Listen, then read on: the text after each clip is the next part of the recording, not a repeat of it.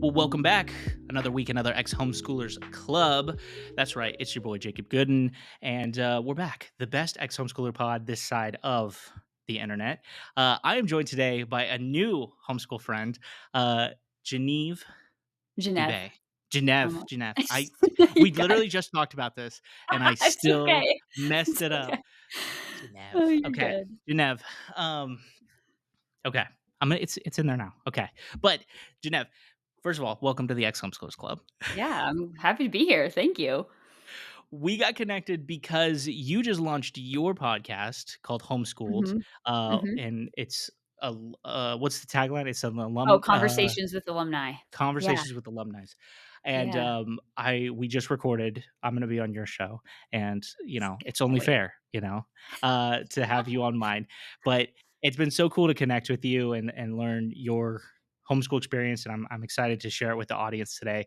It Mhm. really mimics a lot of like my homeschool experience, so I think it's going to be fun to kind of go back and forth on it a little bit. But with Yeah. that said, I'm gonna turn the floor over to you. Give us a little bit of like set the stage here for us. Like your homeschool experience. When were you homeschooled? Siblings, family life, curriculum, whatever you feel like you want to share. All right. Well, the thing I usually lead with is that I have 4 younger siblings, so I'm the oldest of 4, so big family, I think, just paints the picture right there a little bit. So we're all at home. We lived in North Jersey. My dad was working in the city full time, so my mom kind of took it all on herself. But I was homeschooled from sometime in the middle of first grade through high school. So that was I went for it. So one of the high schooled, one of the homeschoolers that went through high school too, and then went to college. But my homeschool life, I have to say, was it's pretty exciting. Like no day was the same. Which I think there's a lot of beauty in that, and also a lot of chaos. So, just what comes with being in a huge family and just a lot going on. But I really liked it. I'm a pretty like self-motivated person, and I think I enjoyed having that control over my schedule.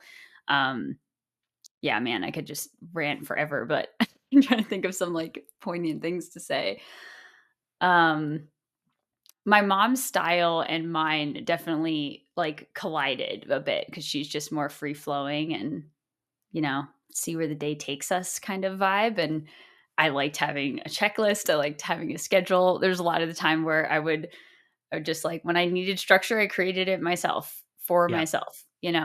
Um, and that worked for me a lot of the time. But I'd be lying if I said I didn't wish sometimes that I was like in a school that was organized and stuff like that. Um, No, I think that's a great like jumping off point to be honest. And like, okay, yeah, I cool. totally my mom is also a very I'm like you. I have that firstborn like need for organization. I have a gigantic checklist that's right next to me sitting on my desk right here. I have Yes. my Notion built out for my second brain. Like I just like I'm that type of person. And yeah, and I'm married to somebody who is much more like your mom, where it's like that free flowing, go with the flow, just be open to whatever the world has to show us that day. Yeah. And so for whatever reason, the universe puts those type of people together, and Totally. hopefully to balance each other out. So thankfully, I had a Mhm. mom who also was kind of like rigorously structured, like I was, probably Mm. to a fault, but I have a sister who's that free flowing spirit. So one of the things Mhm. that we chatted about and what we connected on previously and chatting was that you also so you grew up in New Jersey and you also Mhm. were part of like a big homeschool community and Yes. we're a mime, and so our lives just kind of like parallel each other in that way. So because I was a part of Achieve and Group Solutions and some of those other associations on the West Coast. Mhm. So tell me a little bit about those and like what that looked like and how that played a role in your Totally. homeschool experience. We did a lot of extracurricular things, in general. My mom was all about the activities and just really wanted us to experience as much as possible, whether that was in a homeschool group or elsewhere. I was in like I have a story about the debate club at some point that I really didn't want to do. But anyways, but yeah, a big part of my homeschool experience was a focus on the arts in general, like very music oriented drama. I was part of choir. And in New Jersey, there's the organization there. The largest one I know of is NJHSA, which is the North Jersey Homeschoolers Association. And that under that umbrella had a bunch of these separate kind of chapters of homeschooling, which included co-ops, groups, all those kinds of things, little like mini hubs of community. And while like we didn't focus on the co-op element like as much as some other homeschool families did, like I knew people that used co-op as like the anchor for their academics. Right. We were more like using co-op as our like an additional social outlet. To be honest, I Yeah. think that was more of what it was for my mom. Um, so that was cool. But yeah, choir and mime and drama, like mime was kind of intertwined in my drama experience. Um, it was very like driven by like religious mime. It was not just like for fun Yeah. necessarily. Same. Yeah. Um, so it's funny because while I look back on it and I'm like, man, that's so weird. Like just so weird. But I did feel like I learned a lot about just like even spirituality, like concepts and what being connected to your faith could look like. I mean, not always mime, but like just I don't know. It's a very obviously unique way to like share what we believe in through mime, which is so Right. weird. But as a kid, I think it was helpful for me in a weird way.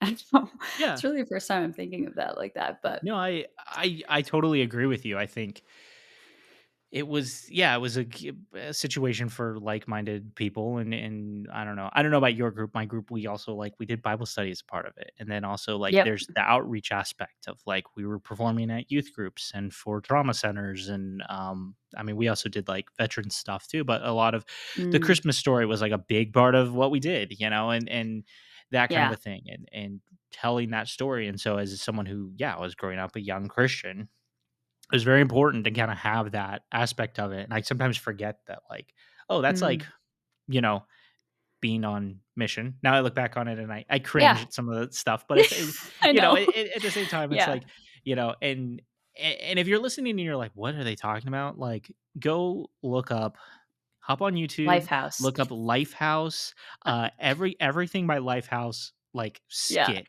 or something like that. That is a Yeah. great example of, like, the type of stuff we were doing to all types of different music and songs and stuff, but, Mm, you know, yeah. it's an interesting time, For sure. to say Yeah, I mean, to and say I the least. should I should include that, like, I don't know if this was I would imagine it was, like, pretty unique to our homeschool group, but, so we had like, the high school program with choir and mime, there was, like mime was kind of the base level of the drama group, and there were these, like, elite groups, kinda like, in choirs, you know, how you have chorale or, like, special ensembles? Right, We had that sort of thing for drama, and one of those was this, like, traveling, acting group that would perform, like, in black box theater, the life of Christ in a show. So okay, and we yeah, like, I auditioned for that. That was, like, the height of drama, like, in high school. It's like, if you get into that, like, that's legit, and, it was such a unique experience. I could talk about that for an entire episode, but anyway, we toured. We went to Ireland for a tour, and we toured in parts of we actually went to California for a little bit, and also, like, randomly just churches in the Midwest, just same kind of thing, like, perform we would perform their, like, official, like, hour-long performance or whatever, and then we would teach mimes to, like, the youth groups or whatever. right. Um, yeah, super niche, to say the least. Yeah. Yeah, no, we I remember we did similar stuff, and we would travel, Yeah. and I mean, we didn't go very far. I think we mostly stayed in the state, but yeah, like the coaching and like going to a youth group and then teaching them like, oh, here's how like you Yeah. do the box, and then like here's Yeah. how you like pretend to like throw a ball to each other and stuff. It was just Totally. it's so weird. It's so weird to look back Mhm. on, and I laugh, and yeah, I think I've successfully pretty much wiped the internet of all photos of me from that. Um, Nice.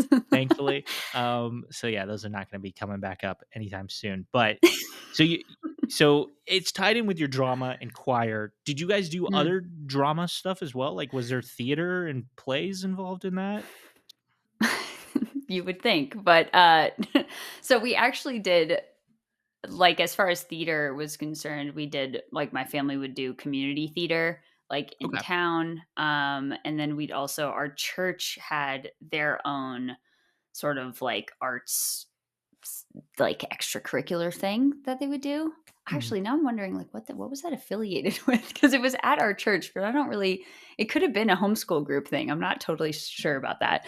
But, yeah, we did plays like that kind of thing there. But primarily, my theater experience was actually doing off Broadway productions in New York.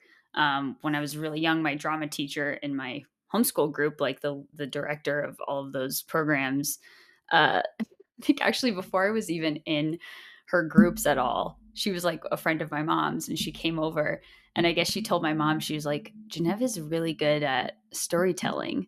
And I was like, I don't know, 12 at the time or something. And she's like, you should get her plugged into um, acting stuff. My mom was like, okay. And so she recommended, at the time, it was the Salvation Army Theater in New York in Times Square. And there was a kids program that was affiliated with PPAS, which is the Professional Performing Arts School in New York. That was like a high school that was just really like performance focused. Um, anyway, so it's like with those kids that go to that school, you could go audition at the Salvation Army Theater. So my first production I think I was in was Seussical Junior, but yeah, and I went on to do like several plays with them, and it was like a summer program. That's really where I think I got my, um, the more like the theater people know about musicals and plays Yeah. and actual full on productions was Yeah. there. My one of my best friends growing up then, his family would do we did summer backyard productions, and they had a Oh yeah, you were circular mentioning that. driveway, and in the middle of the driveway, we'd build a stage and So do these cool. crazy productions. And so, like, the first one I ever remember was just, like, Sleeping Beauty, like, Disney, and then, when their oldest daughter graduated, like, it was a big deal. She was like, "I wanna do Beauty and the Beast." And it was Mm, like the first real, like, legit, like, we didn't just buy shower curtains and paint them and hang them up as the backdrop. Like, it was like we have like a full set and lights and wow. sound, and like it was intense. Nice. I remember like watching it back now. I'm like, okay, yeah, it's still like really cringy and very like unprofessional, but Sure. it was at the time it was like incredible, and that was kind of what gave a lot of us that theater Mm, bug, and a lot of us pursued creative passions. So I mean, theater was just like right there along with whether it was music or art or anything. It was mm, just like right there mhm. in that vein. Cool. And so yeah, so I totally relate to you in that aspect of just like theater being like, I It's think just a just the arts in normal general was thing. just like a normal thing, and then it was just like a big part as well of our lives. So Totally. Yeah. I let's jump forward just a little bit because I know you also went to school for theater stuff. Is that correct? Oh yeah, yeah. I studied. Well, I got in for stage management at the University of Evansville in Indiana. So that they were one of the few colleges that had a Bachelor of Science program in the theater industry.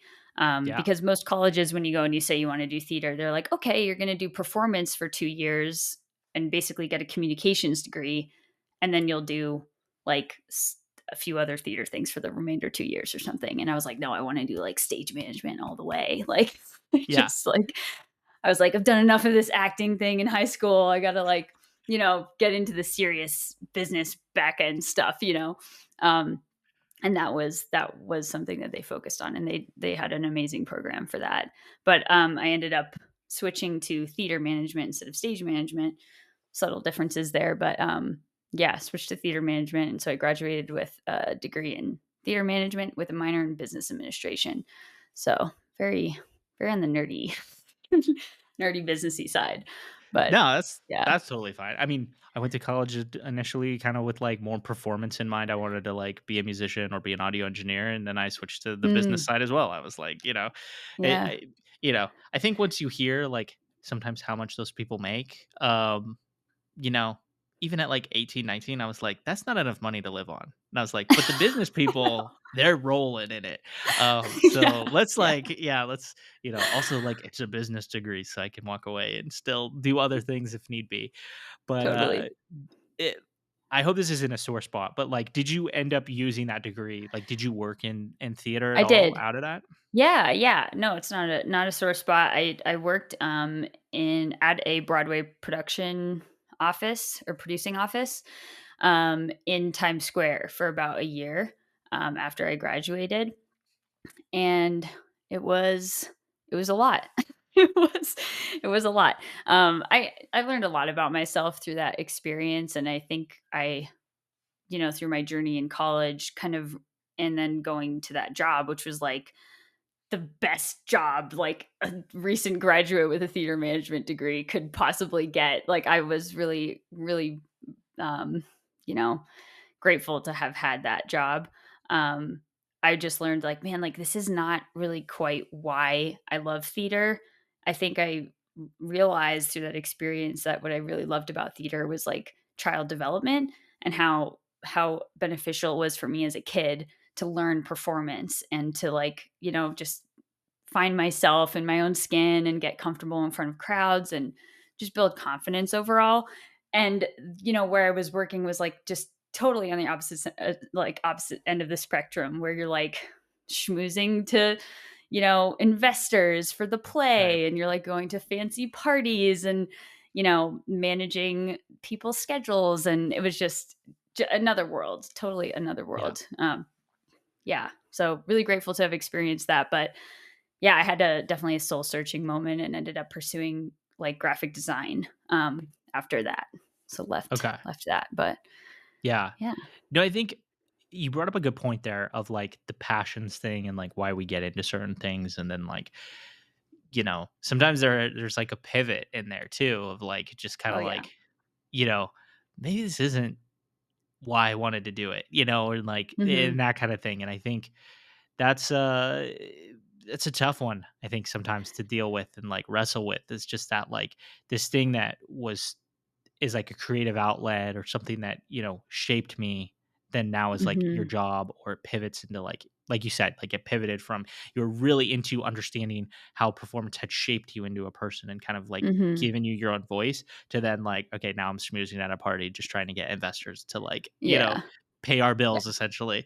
Like that's a Mhm. very big pivot there. And so, but I think that's Yeah. cool. It's cool to also recognize that within yourself and say, okay, like this isn't really why I wanted to do that. So Yeah, it was rough. Although, I will say that my parents, like my dad specifically, really drove home this point growing up. Like he's like, you're not he literally told me, he's like, you're not gonna end up doing what you go to college for. You're just yeah, not. I was like, "What do you mean? Like, what are you talking about?" He's like, "It's just not gonna happen." Like everybody changed. Like everybody, all these any successful person, like they say they started one thing and they ended up like took this windy path to a totally different career.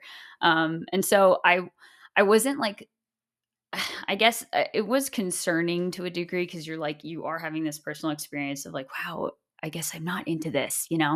But at the same time, I did have this piece about it that like this is okay because this is what's like supposed to happen, or this happens to a lot of people, or I'm gonna find something else. It's not like, oh my gosh, I wasted like 4 years of my life. Like I'm yeah, gonna use what I learned and how I learned it in something else, regardless. So yeah. yeah, I think that's a good shaping too of like thinking about your college experience, because I think there's a lot of people right now who kind of make the argument of like college is so unnecessary and nobody should go to college and it's a waste of time and a waste of money. And that's yeah, yes and no, right? Like it's I mm, think it's a shaping moment in your life of like some people need it to like grow up. And yeah, it can be a really expensive lesson.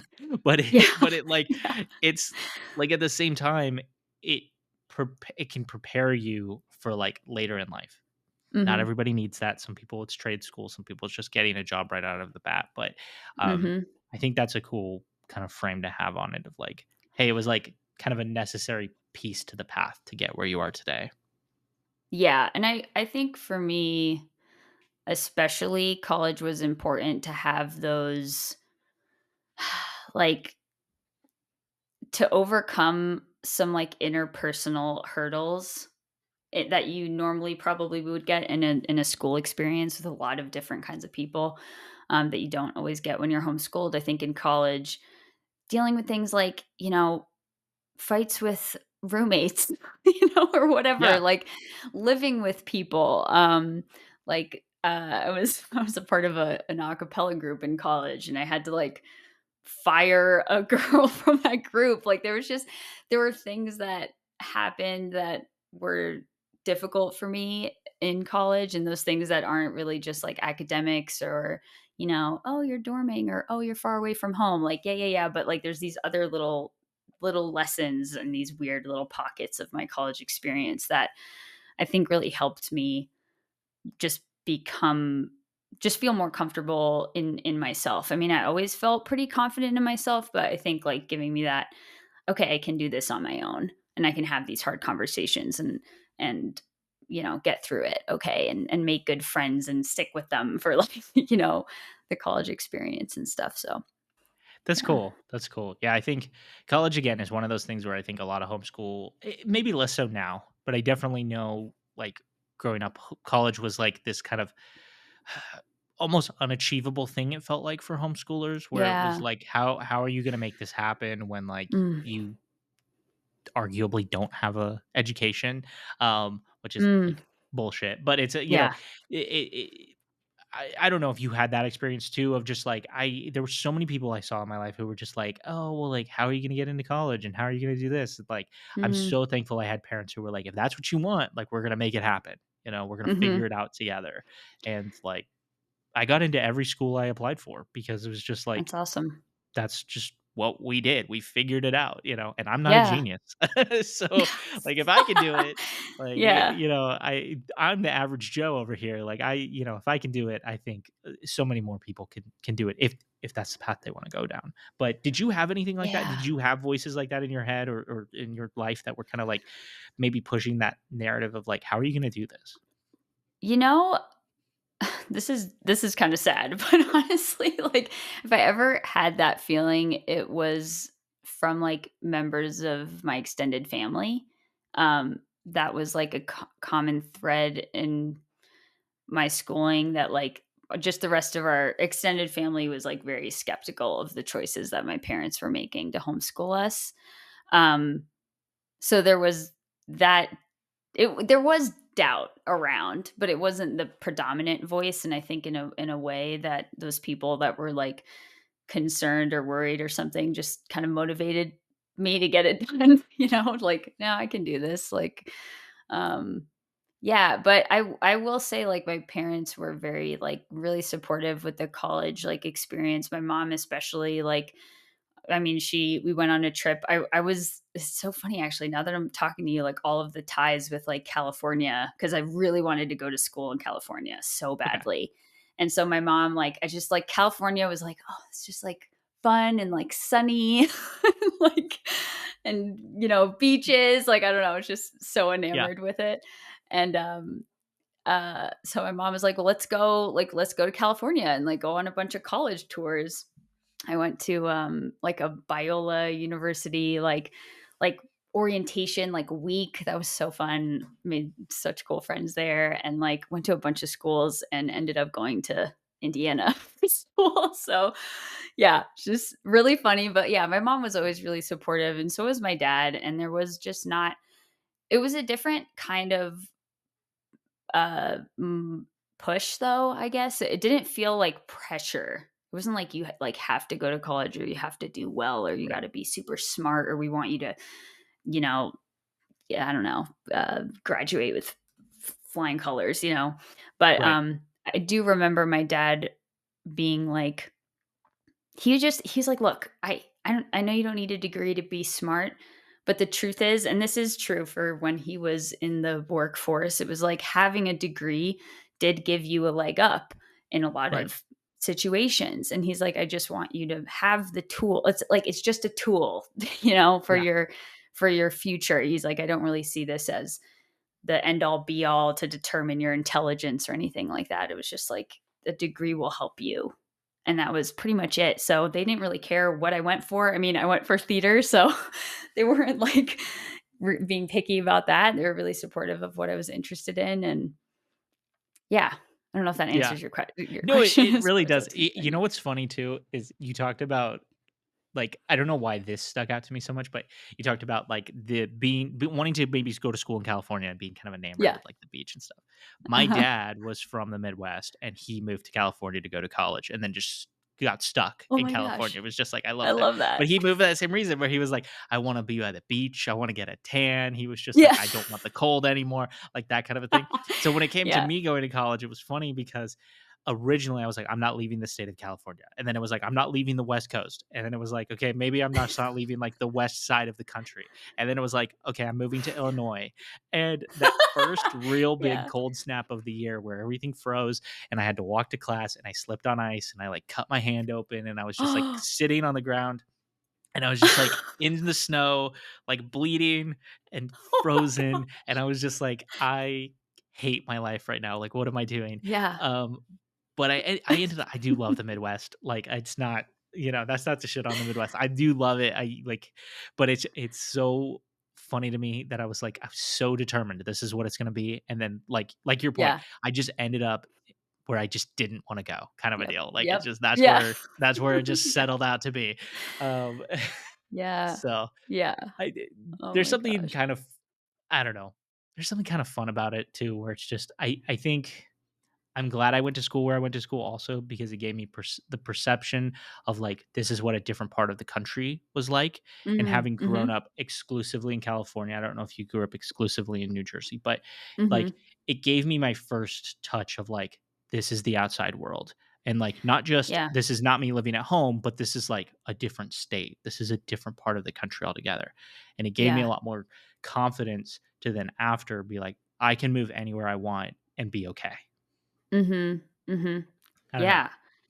Yeah. I think the whole like being away from home thing is an interesting one in the homeschool community. I mean, you mentioned this about like your friends kind of like, or well, sorry, you didn't mention that in this podcast. I think in the That's other okay. episode we We just got did. done recording I'm my crossing interview on your lines. show. Oh, Yeah, no, we are sorry. all good. So, if you wanna hear But that part of the conversation, you're gonna have to tune into Homeschooled. Uh, there you go. That was my teaser yeah, plug. Um, no, but I think uh, that's I definitely had a feeling of like I feel like I'm like abandoning my life. That did come up when I was like thinking about leaving for college. Um, and then but I also had really supportive friends that were just like, "That's so cool, like, that you're going away, like, good for yeah, you," or I think the weird side of that is always, like, the statement after that is always like, "I could never," and then you wanna be like, "Yes, you could," like, yeah, you can, actually, but anyway, uh, yeah, but really, like, feeling like I could be okay wherever you are, like, in proximity to your home and stuff, like, that was I didn't struggle with that as much because I had some experiences earlier, like pre-high school, where my parents sent me to France, like with one of their family friends, and I was by myself as a kid, and my dad like also helped like me take a bus into the city when I was 12, like by myself, you know? There's a lot of moments like that where you're just like, okay, this is a little scary. I'm somewhere I'm not used to, but I'm gonna be okay. And when you end up yeah, okay, like when you're building that confidence over like some even those small experiences, excuse me, I think going to college and being away from home was like no big deal to me yeah. eventually because I was just like, cool. But it was a culture shock for sure. The Midwest from from New Jersey for It's a sure. different flavor, that's for sure. Yeah. Yeah, no, love the Midwest. Yeah, still unsure if I would ever move back there, but yeah, it's a culture shock. Let's say that. Yeah. Um, you brought up going to France. That's super cool. Was that obviously you went? It sounds like with family, or did you go with So family? I'm sorry. no, Explain no, it's that a little okay. bit. Yeah, it's a little weird.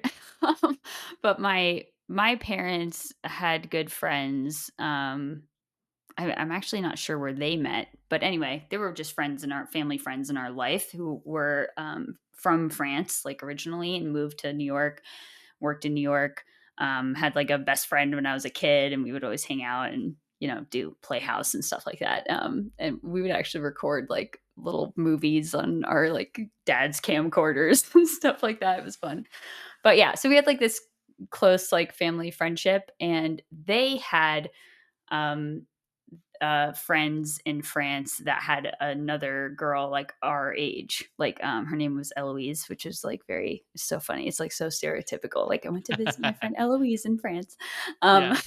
but yeah, to be honest, I have to ask my parents like where this originally came from, this idea. But I think my mom studied Parisian French in school, and my dad is Canadian, and I think they just wanted me to be immersed in the French language a little bit more. I grew up bilingual and then was losing it a little bit when I was in my like I don't know 8 through 10 years old ages, and so when I was like 11, they were like, "Oh, you should go visit, and you'll have this like experience where you're speaking English and helping their daughter learn another language, and she'll help you, and you'll be in France, so you'll be hearing French all the time." So it was really like that immersive experience, and I was there for Right. like 3 weeks. But no, I flew there with our family friend, and I flew back with Eloise, but it was just us as kids, like flying as like minors, Right. which I just don't think anyone would ever do today.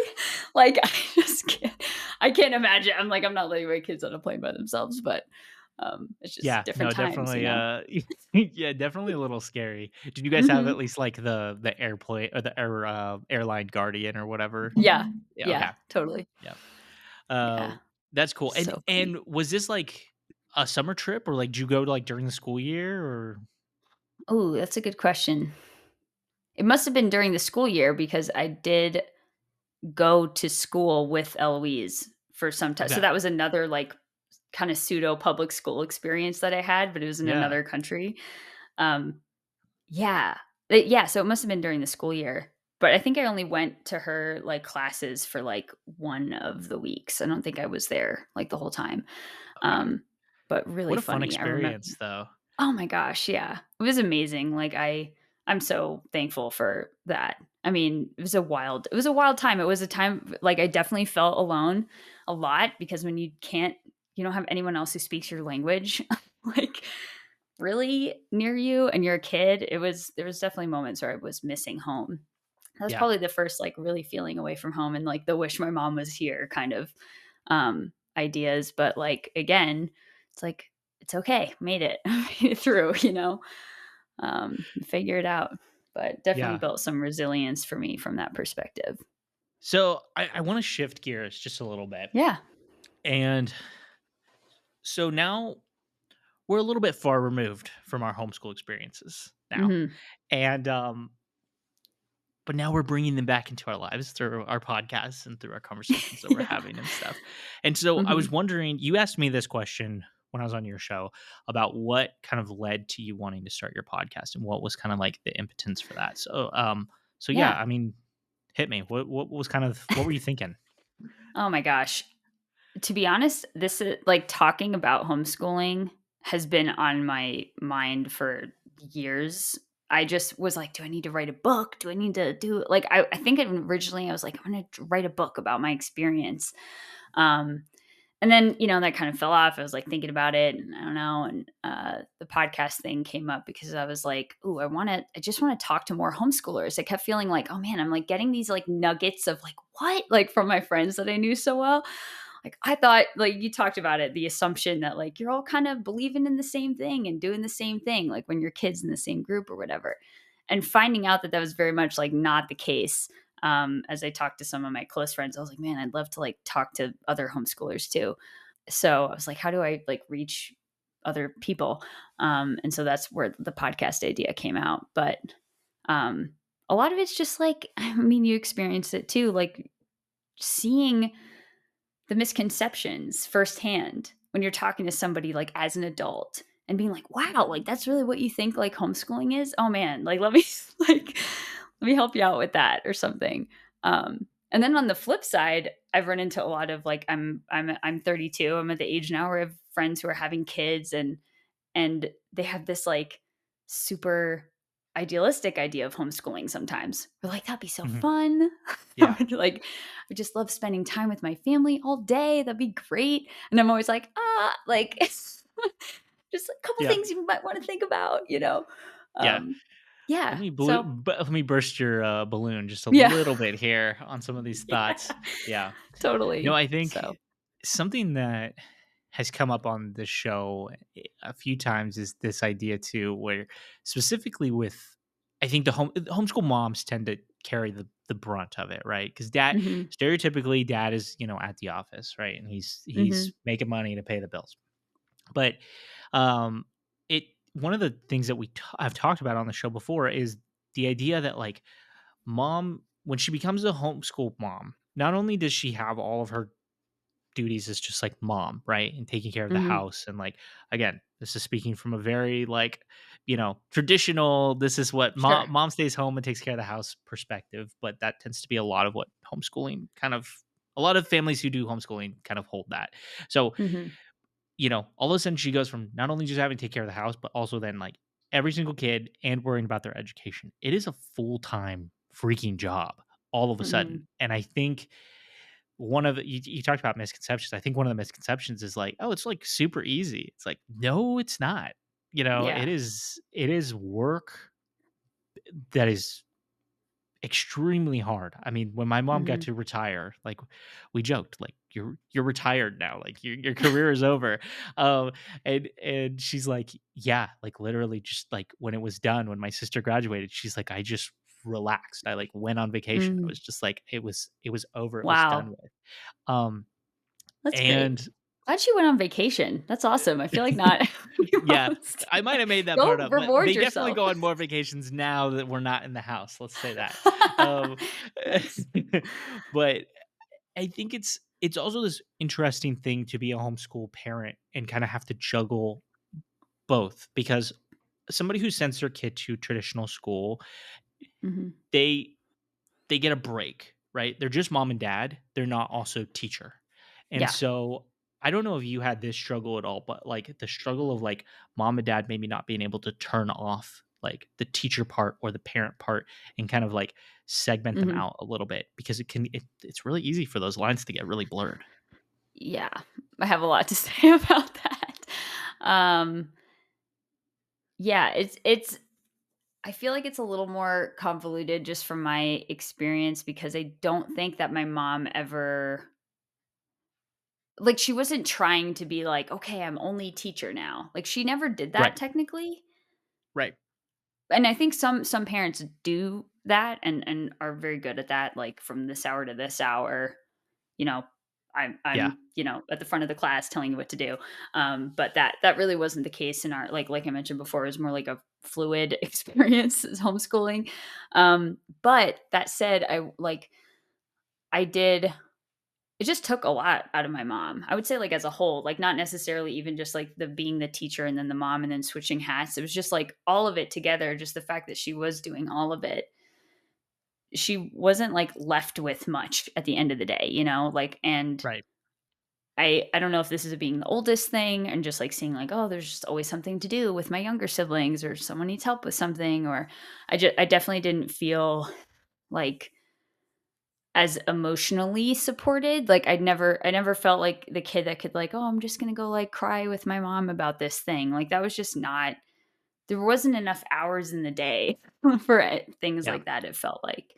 Um so as far as the like having a mom versus having a teacher, I do like I sometimes have to mourn that part of my experience that I didn't feel like I really had my mom by myself, like very much like available to me specifically, um, which has to be an annoying thing to hear as a mom who is like home all the time with your kids, Yeah.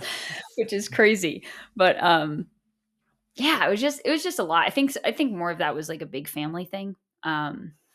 But I saw it more in my siblings for sure, the like mom versus teacher aspect. Mhm. And there are moments where it's pretty painful, like as a kid, Because my mom could be getting really frustrated as a teacher, Right. but, you know, I think if she was only the mom, she'd be having a different reaction.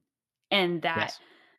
I think that was hard to manage. I remember one time, oh my gosh, I did not like math at all, like, growing up, and I might attribute it to this moment in my life when my mom was trying to help me with math, and it was just killing me. I was not understanding what was going on, and she was trying to help me, and she was getting frustrated. I was getting frustrated, like, and, I'm crying, and she's like, "Oh my gosh, like, I just don't understand. Like, what is, what why is it so difficult?" She ends up calling back when you could, like, call the owners of the curriculum. She, like, calls the curriculum creators or something and is like, "Am I, like, are we going through the right book or something? Like, what like, basically, like, should my daughter, like, be understanding this or not?" Which is, like, it's a lot to unpack anyway. But then the curriculum is like, no, ma'am, you're actually trying to teach her 2 years of math, like, in 1 year." Like, Mhm. I had Right. already done what I needed to do, and that was just like, oh my gosh, like, that was horrible. It's a horrible experience as a kid, because then, like, as a kid, you don't know how to compartmentalize, like, this is my mom and this is my teacher.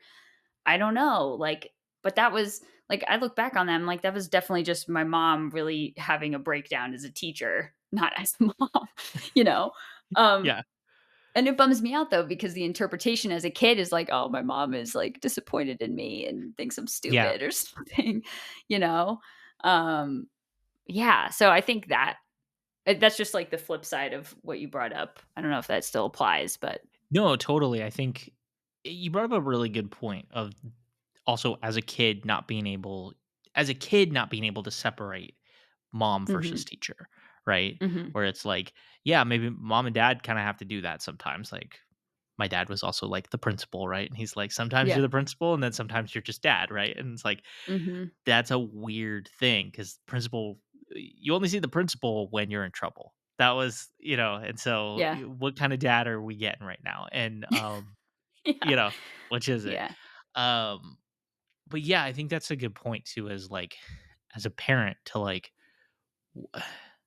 how do you I don't think either of us have the answer to this, but, like, how do you Mm. communicate that to your kid? Of, like and how do you set up Yeah. your homeschool structure in such a way that they understand that it's like, "Okay, like, now it's like I'm putting on my teacher hat, we're gonna be, like, teacher time, and this is, like, Yep. very separate from, like, now I'm mommy and Yeah. daddy." It's, like, very, it's just an interesting thing that I think is hard to compartmentalize, for a kid, Mhm. let alone for a parent, and because the other thing with homeschooling is like the school hours vary. It's not a like, Yeah. oh, it's not traditional school where it's like we start at 7 a.m. and we're done by 3 in the afternoon. Like, I mean, Mhm. there were days I wasn't done with school till midnight, and like Right, it right. just is what it is. You just figure it out.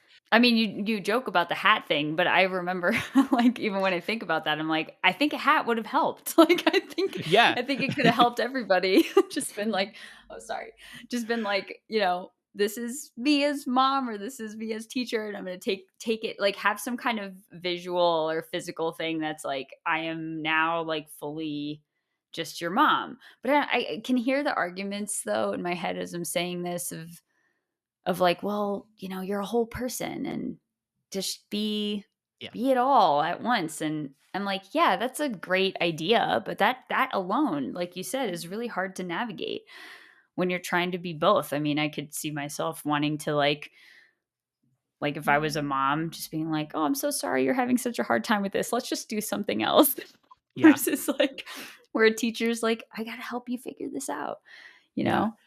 I It's think it's tough. interesting too. I recently had a homeschool mom on who she the biggest takeaway I took from the whole thing was like she's like sometimes you just got to stop and you got to vibe out with your kid. And like Mm, it's like she's like it's very just like that hippie mindset of just like my kid needs me right now as like mom mm, and I'm just going to be that for them today. And you know what? mm, No school is going to happen, but it's okay cuz like my kid just mhm. needs me and Yeah, wow. not the teacher version of me. And Mhm, it was cool to talk to her and really kind of get a grasp on that because it was like she didn't do it perfectly, but she's like, there are times when I wish I would have just kind of pushed myself to be like, it's okay. Like, we'll do it tomorrow. It's Mm, not a big deal, mm, This little mhm. thing, my kid just needs me right now. And Yeah. you know, I Yeah, that's yeah, cool. it's a powerful thing when you can look back. That's the whole point of this podcast, right? It's like kind of let's look back at some of these things that maybe, you know, I would say I don't know. I'll speak for myself here and I'll let you, Yeah. but like I think my homeschool experience was like overall very positive and I look back on it Mhm, pretty fondly. There's a mhm, lot of things I would change, but overall I'm like, yeah, I think my parents did the best they could with what they got.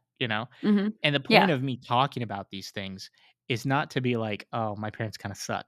It's to be like, right. "Hey, can the next generation of parents maybe learn from this and say, oh, let's do it a little bit differently?'" So, Totally. I don't know, would you Yeah. categorize your homeschool experience as, like, maybe overall, I view it as positive, or how do you view your overall homeschool experience? Yeah, I would say it was mostly positive. I do recognize that, like, a lot of what made it positive for me is just how I look at the world and my personality. Like, uh I enjoyed managing my own time. That was like a really Mhm, big thing. Like, I did that for a lot of my homeschool life. I had to. Like, my mom was like had a lot of siblings and she was preoccupied doing other stuff, and there were days where my mom's just like, "Here, you got to do this on your own." you know. Let me know if you have questions, but downstairs changing diapers or something.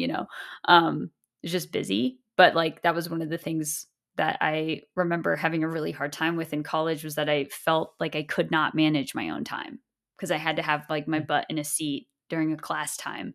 And when I was like, "Oh, but I feel like I could really work on this other project right now, but like if I'm not physically in this classroom, then I'm not going to get a good grade." Or yeah, it was kind of interesting. But yeah, I would definitely say my homeschooling experience was overall positive. I think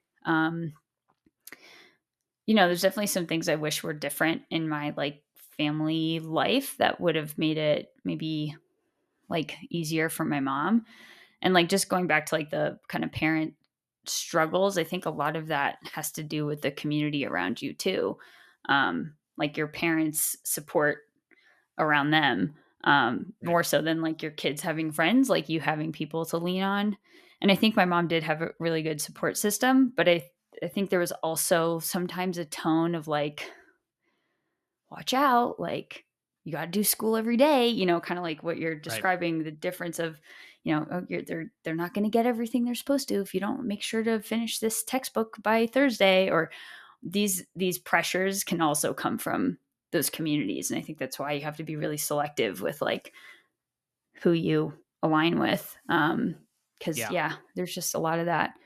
I watched my mom really hone in her close friends through the decade that Mm, well, I guess she homeschooled longer, but for my decade of homeschool, I uh-huh. watched it go from this I don't wanna say it was always broad, but it was kind of this broad group of people to by the end, it was Mm, like these like my best friends, some of their parents were my parents' best friends.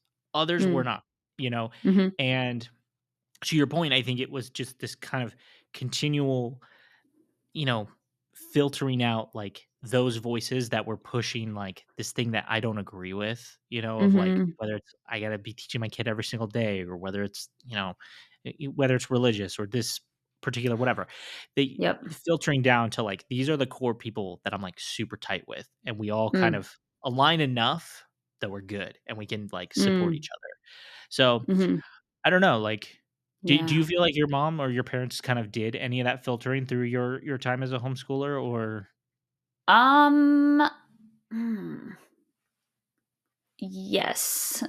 I'm trying like, my mom yeah, was a very, like, polarizing person, so I think in general, her friend group, like, her friends usually dwindled down, you know what I mean? Because it's like, you gotta find the people that are really gonna stick with her, because she was a lot, um, like, in a lot of good ways. But, yeah, so I did watch, like, okay, like, this doesn't really drive, and this doesn't really drive, and my right. mom's, like, finding those, like, core people for sure. Um yeah, it's tricky though, because man, there's also you're in a small community, and I remember there's, like, Yep. parents that are just, like, these loud negative voices that, like, even if you're not their best friend, they're, like, on the board for whatever Right. co-op that your kids happen to go to, and there is, like, that drama exists that I think a lot of people are used to with, like, public and private school. It does happen in homeschooling, and I think it's unfortunate because I think it's just so against the whole point of homeschooling, which is, like, to celebrate everyone's individual reasons for doing it and way of doing it. But, that was something that stuck out to me as I was being homeschooled, actually. Sorry, this is a little bit of a tangent, but I Yep. felt like there were some parents that were, like, trying so hard to recreate the public school experience to the point where I'm like, "Why are you doing this?" You know? Yeah. Like, why'd you choose to homeschool if you're, like, trying to make this exactly like that? I don't get it. As someone who had parents who served on the board of our group, th- Mm, it's been interesting to kind of dissect with them, like, why were things done a certain way, right? It's mm, like we didn't allow, like, if you did charter school kids were not allowed in our group. um and interesting. in part of it is there's people who had very strong stances on that, right? And then it's like, okay, and I get it, you got to draw lines at some point, right? But it's Huh.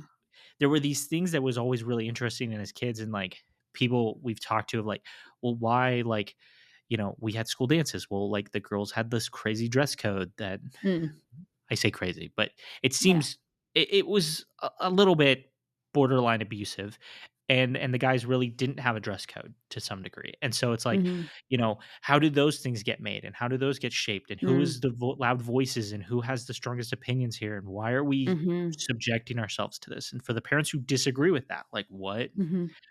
how do they make their voice heard, and all that kind of things. And yeah, so to your point, I think it is an interesting thing to deal with those dramas because, yeah, they do happen, in the Yeah. homeschool world as well. Yeah, totally. It's like, Yeah, yeah. we're not exempt from that. Yeah, for Yeah. sure. Yeah. Well, and you have perceptions of, like, certain families because you learn about, somebody's take that's maybe a little bit different than yours, right? So then Mhm. I don't know about you. I viewed other kids as like, "Oh, well, like, their parents hate this or their parents stand for this or whatever," and Yeah. it's like, I can't be friends with you anymore. It's like, well, that's so dumb and stupid, but, you know, I don't Yeah, know. yeah.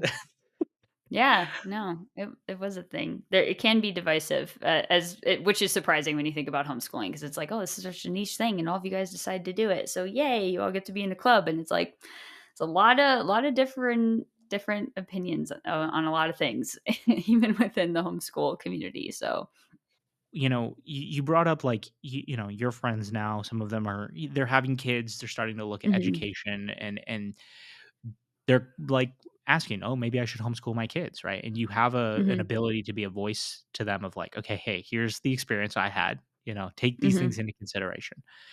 So, when you're talking to yeah. these people, like, what are you recommending homeschooling? Are you, what do you, I don't know, is there anything in particular that you say to them, or is it a lot of that kind of debunking of some of the myths or the Mm. perceptions around homeschooling that you're seeing, like, most of the conversation revolve around? Yeah, that's an interesting question. I've had an aversion to like recommending anything to my friends that are parents because I don't have kids and I'm just like very sensitive to like all of there's just social Right. media. Everybody's telling you how to do everything Yeah. now, especially when you're a parent. Quite frankly, I can't understand how people keep their heads on straight. It's just so much information. So anyway, I usually stay away from like making a just point blank recommendation because and the reason for that is that like I really think that as a parent, you can have the confidence that you understand your child really well, like better than other people can, and you can really like help inform like what education is going to serve them best. So it's like when you talk about this a lot on your podcast too, just like being involved in their education. Um, and so the fact that like my friends are even thinking about homeschooling or considering these different things is to me like always like a really cool sign that they're thinking about like, oh, what should I focus on? And I think that's a beautiful thing in and of itself. But the conversation usually goes they ask me what my experience was like, And I primarily talk about the strain that it had on my parents. Unfortunately, that was like something that stuck out to me as a kid. Um, and so with that, I recommend like more doing kind of a like self-assessment as a human. Like, is that something that you're willing to do? How would you do it? Are you comfortable with the idea of being mom and teacher? What is that like? Mhm. Um, so that's really usually what I focus on, is talking about that aspect in the family dynamics and stuff. Because I like I just think that's what it's about a lot of the time. Yeah, no, I 100% Yeah. agree. I mean, if you're gonna do it, everyone's gotta be bought in on it. Yeah, My dad totally. originally was very much like he wasn't against it, but he was like, "I can't be involved, or I'm not gonna be Oh, involved." wow. Oh. And, like, that was it wasn't until that shifted in his brain where he's like, "Okay, I wanna be a part of this." And it took my mom Mm. kind of really trying to invite him in to be a part of it, where he went, "Oh, okay, yeah, like, I'm sold on this now." And we had Wow. it Yeah. was a couple years of doing it when it's but to your point, it puts a strain. It can be a disaster on relationships. It is a really Mhm. hard. It's not an easy thing. Parenting already is not an easy thing. And so, it's an added stress. Yeah, yeah, and I also what I do like to talk about too with those friends is like, what would be your reason to do it? Obviously, you have to know more about homeschooling before you're considering reasons to do homeschooling, but, like, that is a really important aspect of, like, you continuing to do it. I mean, even, like, when you talk about your mom, like, she didn't like the school systems in your area. That's a really good reason. Like, it's a really like, you're gonna keep going as much as you can if you're, like, just not happy with the education available to your kids in your area, and that's totally valid, and if that's the only reason you're doing it, great, but, like, stick with that and move forward. Um I think the reasons my parents homeschooled were, like, a little bit mixed, and that the lines got blurred, and then you're more vulnerable to, like, other opinions, and I think that's where things start to break down when people are, like, criticizing you or something. If you have a strong reason, you can just, "This is what I'm choosing to do," and move on. But I think there was a little bit of, like, you know, we want to raise kids with good character. That was part of my parents' reasoning. But there was also like this kind of underbelly of like this religious reason that I honestly don't know came from my parents very much. I think it like came from these homeschool groups that we ended up getting involved in.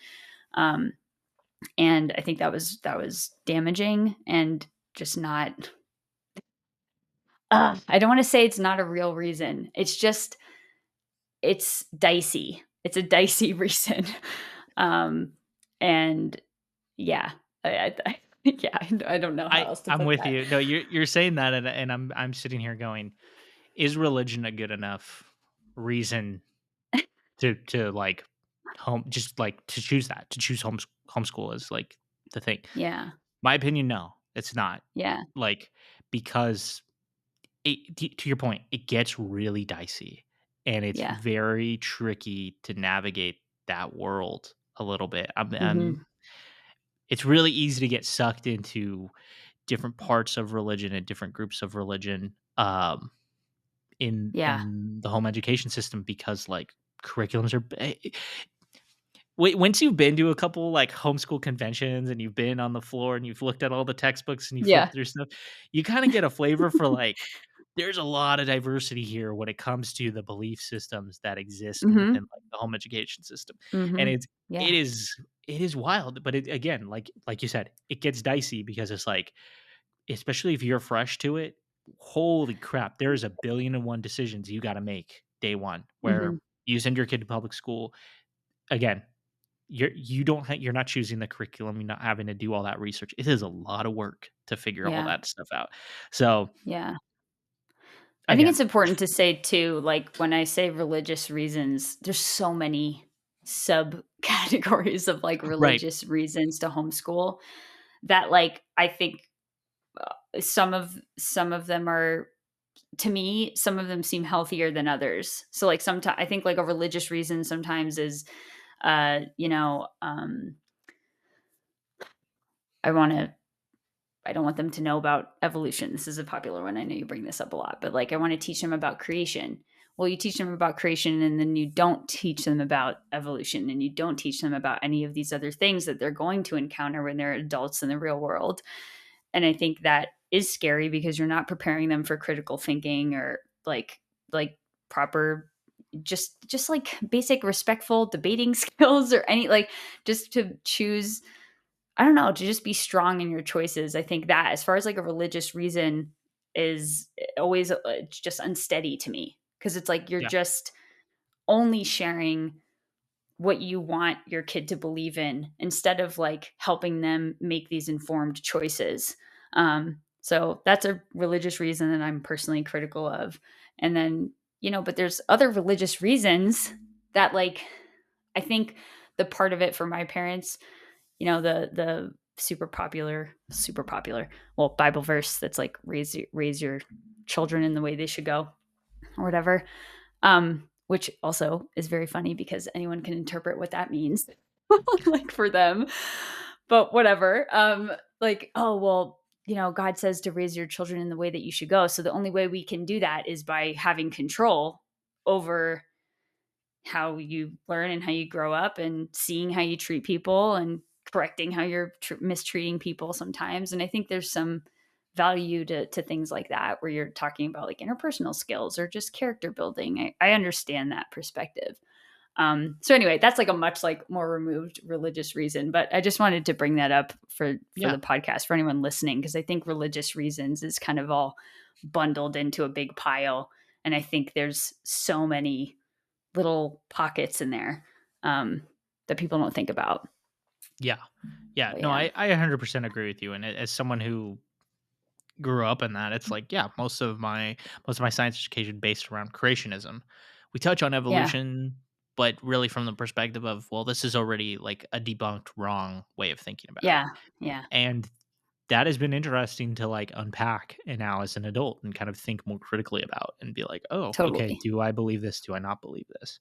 Do I believe a Hmm. version that both are true? All those types of things. And so I think Hmm. to your point, it's again, it's really easy to get lost in the sauce of all of it, Yeah, because great way to it's put it. so big. And but yeah, to want to educate your kids to be like, oh well, I want to raise them in an environment where they teach very good, like, you know characteristics of like knowing how Mhm. to be kind and gentle and all those types of things. That's good. Those are good reasons. But I guess, to boil it all down, it really comes down to there's a lot more to think about than just like, oh, it'd be fun to have everyone at home and like, we're gonna Yeah, just like homeschool and travel the world yeah, and like go totally. do, like, like, just Yeah, like the perfect little vlogger family, esque picture of it. vlogger And it's like family. that's just like not probably the Yeah, reality of most people. So totally, yeah, totally.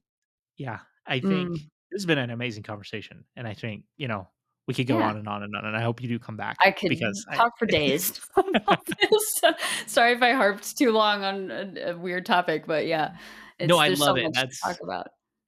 Yeah, that's the thing is there's so many layers to the homeschool environment and then everyone's Mhm, unique individual stories. Like there's parallels, absolutely. there's differences, and it's important to kind of like pull those back a little bit and really get down to the root of it and what people are thinking these days about it. And then like I said, Yeah, we're a ways out of that experience, and so now being able to unpack it with just like completely different eyes yeah, is and wild.